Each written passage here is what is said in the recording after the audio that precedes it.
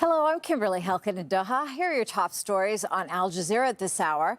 The head of the Russian mercenary group Wagner is reported to have been killed in a plane crash. Russia's aviation agency says Yevgeny Prigozhin was on a private jet which came down north of Moscow. There were no survivors among the 10 people on board. Al Jazeera's Amin Jargami is reporting from the scene of the crash in the Tver region. The crash site is completely closed and surrounded by various Russian security services.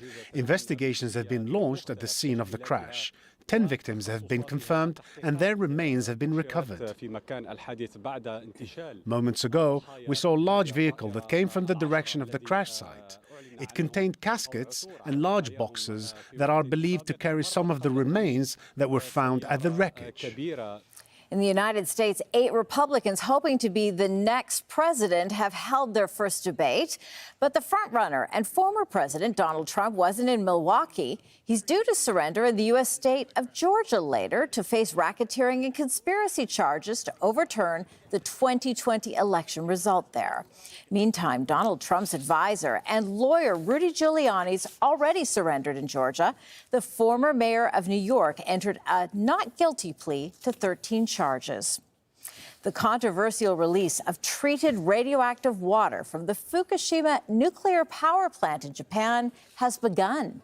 The dumping in the Pacific Ocean comes 12 years after the earthquake and tsunami, which destroyed nuclear reactors there.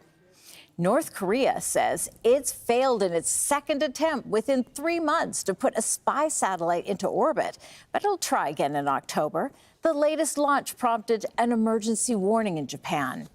Voting in Zimbabwe's presidential and parliamentary elections has been extended today after delays at polling stations. Opposition parties accuse the governing party of suppressing votes and rigging the election.